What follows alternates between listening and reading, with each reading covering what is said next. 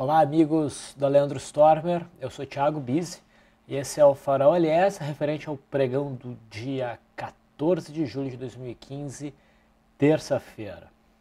Queria avisar vocês que dessa vez, para o Farol de hoje, o e-mail está sendo enviado na própria quarta-feira e não na terça-feira à noite, certo? Vamos então às movimentações do nosso mercado. Começando pelo índice Bovespa. Recapitulando rapidamente onde estamos inseridos, né? Nós tivemos o rompimento dessa congestão, dessa consolidação para baixo, isso permitiu operações na ponta vendedora. Né? O mercado não fez um movimento amplo de queda, ele fez um movimento mais curto, atingiu o alvo mais curto, que era a amplitude desse retângulozinho projetado para baixo, alcançou esse alvo pelo intraday e reverteu fazendo esse martelo. Tá? E o mercado agora vem fazendo uma recuperação, né, que trouxe os preços para dentro das bandas de Bollinger. A gente teve um forte estreitamento de bandas aqui e elas começaram a se abrir com esse rompimento. Usualmente, o mercado faz um amplo movimento depois de um estreitamento tão grande quanto esse. Tá? Esse grande movimento não apareceu. Tá? Esse movimento para dentro das bandas, usualmente, quando ele surge, ele é um pullback. Um pullback ou na média móvel de 9 ou na média móvel de 21 períodos. Tá? Para depois o mercado retomar o movimento de queda. Ainda pode ser o caso, mas a extensão do movimento já é um tanto significativa. A gente alcançou a média móvel de 21 períodos já ontem, e hoje, ao invés do mercado conseguir consolidar um movimento de queda que a gente teve no início do pregão, não, o mercado inverteu ao longo do pregão e conseguiu montar um candle de alta. A gente conseguiu ver aqui uma alta de 0,23%. Tá? Não é um candle forte, mas o mercado vai testando os limites de uma correção que favorece a manutenção do movimento de queda, a tendência ainda é de baixo. Tá? A gente vinha falando que a gente tinha suspeita do mercado aplicar uma pegadinha aqui. Como estava muito óbvio que ia ser para baixo, né, o mercado podia nos gerar um rompimento falso. E com isso, sinalizar que ia para baixo e daí inverter, pegar todo mundo de calça curta e disparar no movimento de alta forte. Esse cenário ainda é possível, ele não está confirmado. Mas quanto mais tempo passa e o mercado vai insistir no movimento de alta, mais provável esse cenário vai se tornando. Tá?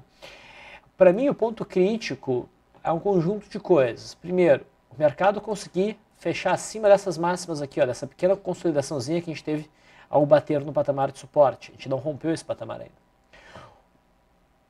Um segundo critério seria o mercado fechar acima da média móvel de 20 períodos, coisa que nós já temos, e superar a máxima do candle.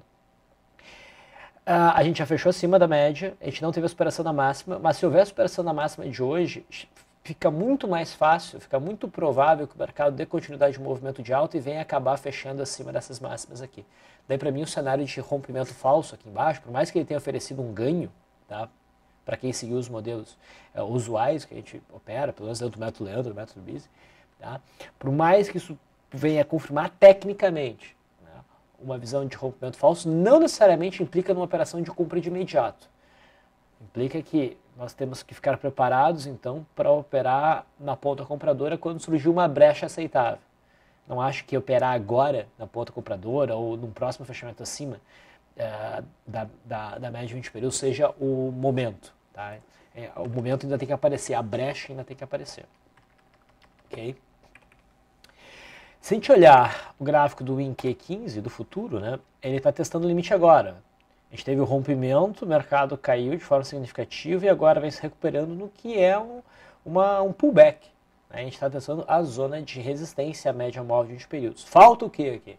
Um sinal de força vendedora para que a gente venha avaliar um trade na ponta vendedora.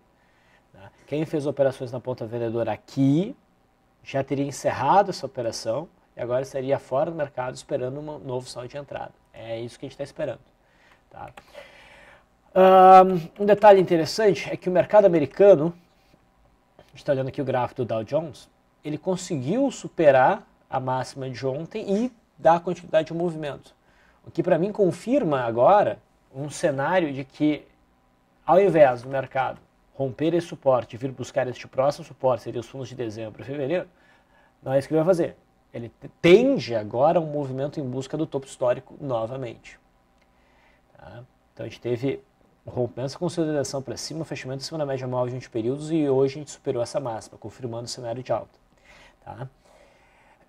Não é em si um ponto de entrada tranquilo, mas sinaliza que agora o movimento ganhou musculatura. No S&P 500 futuro, a mesma coisa. Tá? Então também conseguiu confirmar um cenário mais altista. Não é necessariamente uma compra, mas a partir de agora, correções devem ser vistas, quedas devem ser vistas como correções e não como retomada do movimento de queda. Essa é a diferença. Okay? Então, no S&P 500 futuro também há uma expectativa de, ao longo dos próximos pregões, a gente ter um movimento de alta que vem buscar o topo de maio. Tá? Aproveitando, eu vou passar aqui meio bagunçado, né? Eu estou quebrando um pouco a ordem. Mas vamos entender a questão do rompimento falso. Olha esse cenário aqui do S&P 500 futuro. Isso aqui é o gráfico intradiário. Eu mencionava que, no caso do S&P 500 futuro, a superação da máxima desse candle forte aqui significaria um movimento, a confirmação de um cenário mais altista, certo? Olhando no intraday, a gente tinha esse cenário aqui. Tá? E isso aqui é o pré-mercado, tanto isso quanto isso, tá? Do mercado americano. É um momento de menor liquidez. Houve a superação da máxima do candle de ontem ao longo do pré-mercado. Aqui assim, ó, eu não levaria isso como a confirmação daquele cenário altista. Aconteceu no pré-mercado, nem no intraday foi um rompimento. Tá? O que a gente via então era a formação de um retângulo. Um pouco antes do mercado à vista dos Estados Unidos passar a operar, mas já dentro de um momento de liquidez, o S&P 500 futuro rompeu para baixo. Esse candle foi um rompimento consistente, pô. É um candle sólido. Mas o que foi isso aqui? Um rompimento falso. Quando é que ficou claro isso? A partir deste candle e na superação dessa máxima. Aqui é o ponto de virar a mão e se esperava então um movimento forte para cima. Quando a gente tem uma congestão estreita e ela rompe falso para um lado, é porque o rompimento vai se dar verdadeiramente na direção oposta. Tá? Então, isso aqui é o entendimento de um rompimento falso. No gráfico de Bovespa, em menor grau, a gente tem um cenário possível, assim, congestão estreita, o mercado rompe para um lado e está voltando para dentro com certa intensidade. Se romper para cima, pessoal, esse é o ponto que eu quero chegar aqui, é porque o mercado vai conseguir desenvolver um movimento de alta em busca do topo de maio, com muita probabilidade. Tá? Então é isso que a gente tem que ficar atento. Vamos olhar o intraday do futuro. O intraday, nos últimos dois pregões, apesar do movimento de alta, não demonstrava muita força. Né? Mencionei aqui de uma cunha que existia. A abertura hoje se deu abaixo da linha d'água e houve a formação de um primeiro movimento. Esse primeiro movimento foi rompido neste candle aqui, gerando uma sinalização de venda, tanto pelo método Leandro quanto pelo método Bise. Agora, a gente sabe que suportes de gap, que é esse aqui, ó, são sempre muito fortes. Então, alguém um pouquinho mais, querendo fazer uma entrada um pouquinho mais segura, tá? Operaria na perda desta mínima aqui. Essa mínima em nenhum momento foi perdida. Quem tinha mais convicção e já operou na ponta vendedora, tá? Pelo método Leandro teve uma segunda entrada aqui, e daí neste candle tomou stop. Pelo método Bise teve uma entrada aqui, stop pela média móvel de 9, reentrada, stop acima dessa máxima, segundo stop. Então o mercado não quis ir para baixo. E agora a gente tem neste ponto aqui um patamar de suporte. E o mercado inverteu a partir desses dois candles aqui, porque conseguiu romper a linha d'água. Tá? O rompimento ficou mais claro, okay, a partir deste candle aqui, onde entrou volume e conseguiu superar essa máxima. Aqui não teve muito volume. Então, a partir desse candle era possível buscar a operação de compra, rompimento de linha d'água. Não é a operação mais tranquila, no meu ponto de vista, porque o mercado vem num movimento meio longo, tem sombra superior, a minha entrada está na superação da máxima. E daí, o mercado até subiu aqui, 0,40. Deixa eu ver se cumpre a volatilidade. Pior que cumpre a volatilidade, que era 0,36, 20%, né? Teria cumprido a RP, e depois gerado stop pela média móvel de 9, mais ou menos 0 a 0.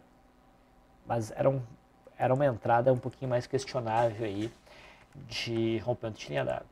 O mercado bateu nesse topo, que era uma resistência intermediária, e segurou. Portanto, agora já posso dizer que esse patamar aqui é um pouquinho mais significativo. Como resistência, 53.950 até 54 mil pontos, vamos arredondar. Tá? Não tenho convicção de que o mercado vai seguir em alta amanhã. Tá? Não tenho. Vou ter que esperar o mercado abrir e ver como ele vai se comportar. A gente está bem em cima do muro, na minha opinião, bem no limite desse movimento de alta. Vamos ver que tipo de movimento o mercado nos apresenta amanhã. A gente já deu uma olhadinha pelo Dow Jones e pelo S&P 500 futuro. Vamos olhar então o dólar. O dólar no gráfico perpétuo. Deixa eu só fazer um ajuste aqui. Tirando os ajustes, né? A gente teve uma correção até a média móvel de 21 períodos, um candlezinho de conotação altista, dentro ainda de um zigue-zague ascendente. A superação da máxima do candle de hoje permite até compras. Eu não vejo esse como um sinal muito forte, eu prefiro ficar atento ao intradiário. WDOQ15, a gente também vê esse candlezinho em cima da LTA. Seria mais forte se tivesse batido nesse fundo, tá? Mas de qualquer forma a superação da máxima pode ser visto como um ponto de entrada. A resistência principal está aqui em 3.262. Mas também é uma entrada que eu preferia buscar pelo intradiário. No pregão de hoje, o mercado abriu abaixo da linha d'água, tinha suporte a ser buscado aqui em 3.126, mas o mercado se recusou a buscar esse suporte, ficou andando de lado a maior parte do pregão. No finalzinho do pregão rompeu a linha d'água, não acionou de imediato, foi acionar só depois, mas não teve tempo hábil de pregão aqui para o trade conseguir se desenvolver. Tá? Então, não teve um day trade com tempo. Vamos ver como é que o mercado abre amanhã.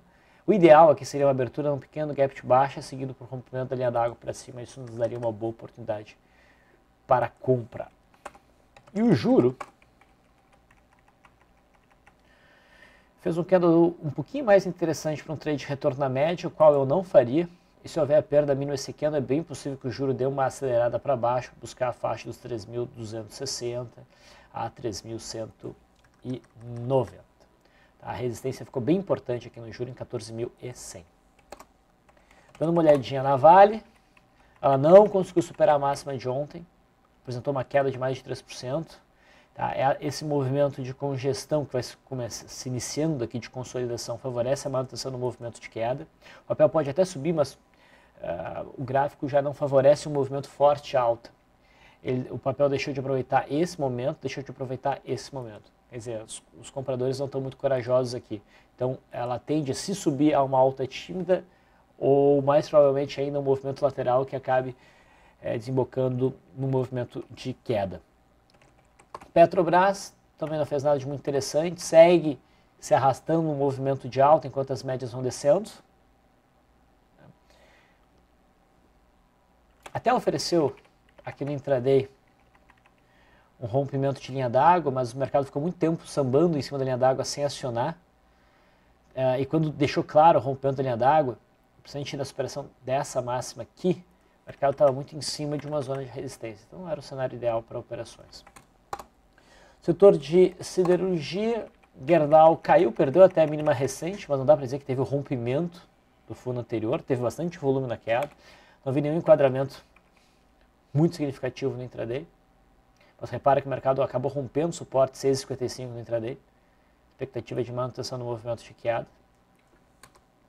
CSNA teve um dia, apesar de uma queda de 1,85%, teve um candle meio neutro, o viés ainda baixista. Os Minas também um candle meio neutro, ainda tentando desenvolver um movimentozinho de alta dentro da tendência de baixa, nada significativo. Bradesco testa a resistência. Bradesco, esse papel sim, se romper os 29,20 pode ficar interessante uma compra, mas ainda não rompeu.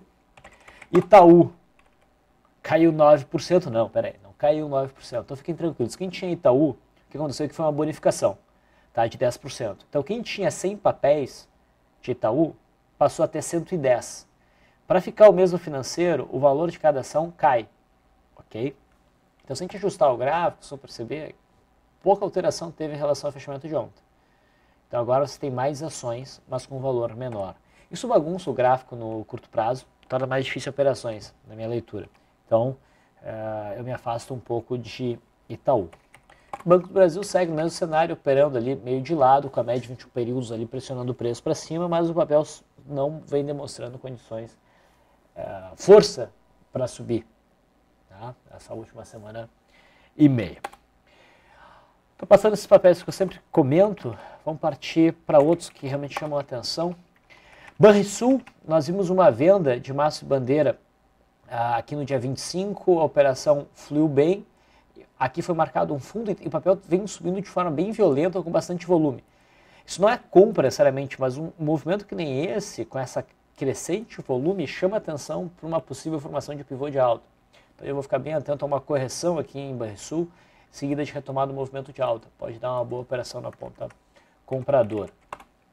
O milho esbarrou no topo anterior ali em 28,60, faz um candle de força vendedora com bom volume, a perda mínima provavelmente joga o milho de novo para o patamar de 27,30.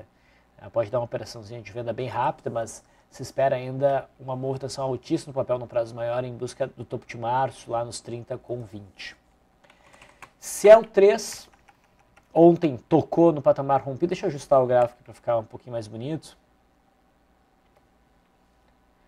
Vou tirar esse buraco de abril para a gente entender isso aqui.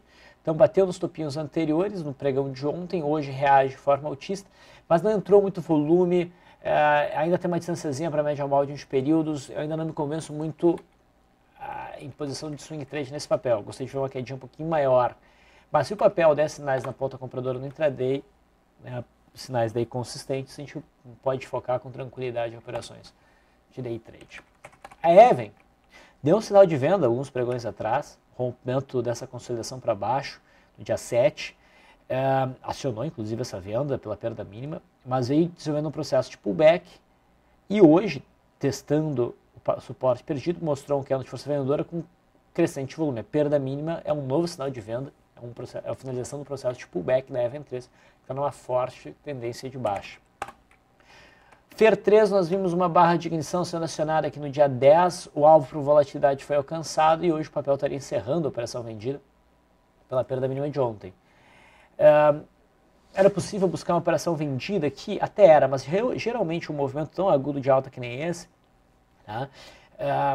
O papel não faz um movimento de queda agudo de imediato, o papel cai um pouquinho, depois provavelmente dá uma voltadinha, então não é trade para segurar na ponta vendedora, isso aqui provavelmente marcou realmente um fundo. O papel ainda deve insistir num movimento de alta aí nas próximas semanas. Tem que ter cuidado com vendas. GET3 chamou atenção. A gente teve esse rompimento de ilha no dia 22. O papel demorou para fluir, mas agora está fluindo.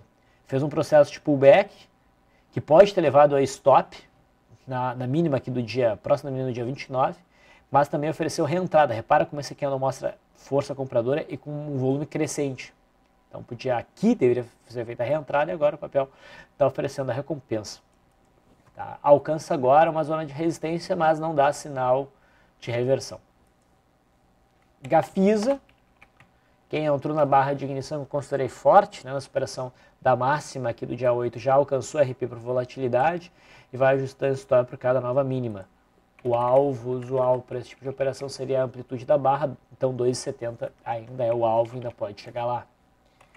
A Gabor parece estar finalizando esse longo processo de queda, vem consolidando desde o finalzinho de junho, marcou uma resistência em 2,10 e hoje fecha a 2,16, indicando aí o rompimento. Não teve muito volume, se tivesse bastante volume, era uma compra significativa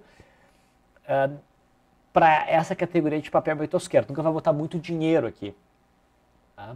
Como não teve muito volume, o sinal já não é tão interessante, mas vale a pena ficar de olho. Estreitamento e abertura de bandas, talvez entrar pela superação da máxima com um capital menor, possa dar bons frutos aí, bons retornos, né? Porque o papel tem bastante espaço para subir. Mais de 50% até alcançar a resistência mais significativa, que é o gap aberto no final de abril.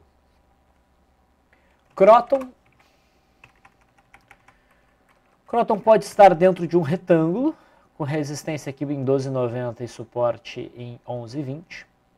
Mas está dentro de um zigue-zague descendente, a média móvel de 20 períodos virou para baixo, houve o rompimento de uma LTA. Então esse aqui pode ser um trade de venda por correção, o volume chamou minha atenção. Perda mínima, abre espaço para vendas, mas idealmente eu focaria mais no intraday. Marco Polo.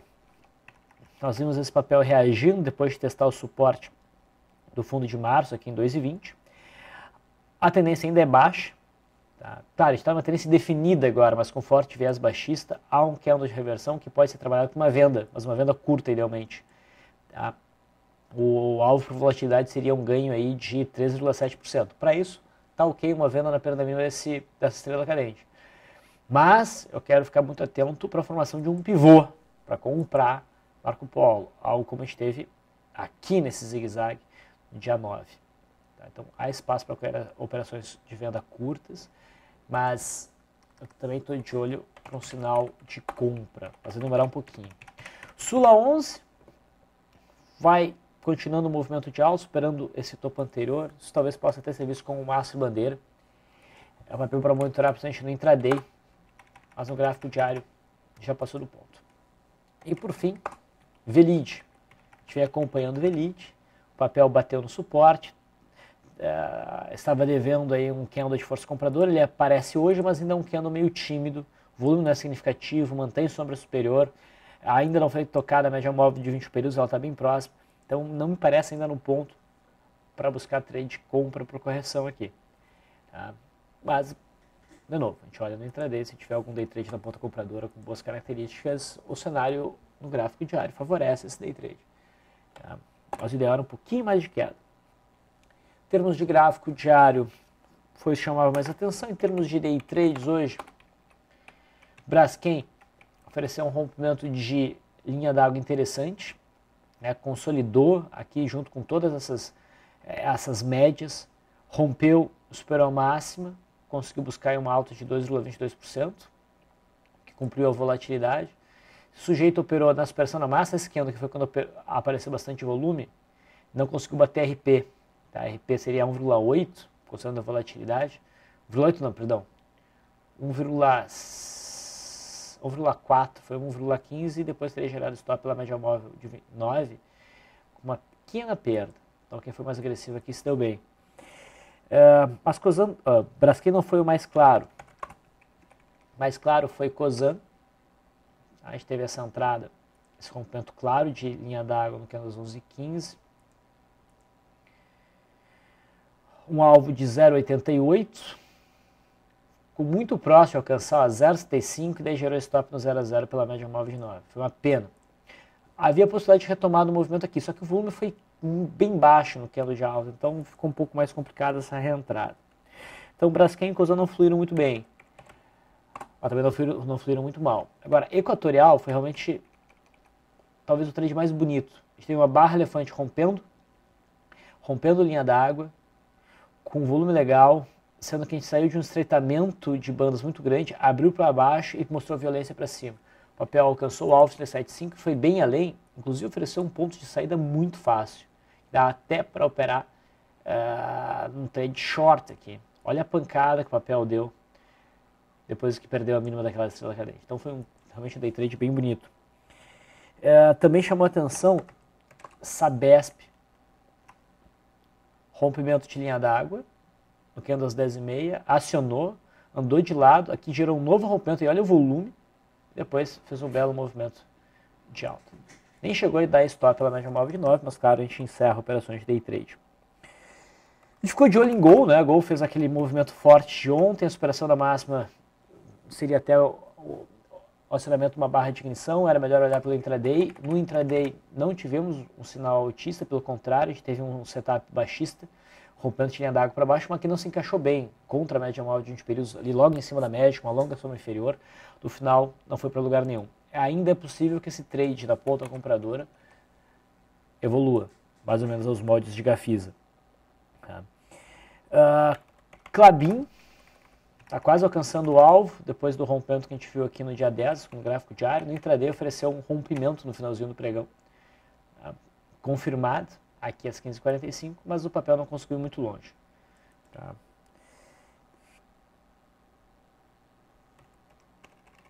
Pecar 4. Ainda não gerou stop para quem entrou no trade de retorno à média, tem espaço para subir um pouquinho mais. Interessante ver que no intraday o papel fez um movimento de queda amplo. Tá?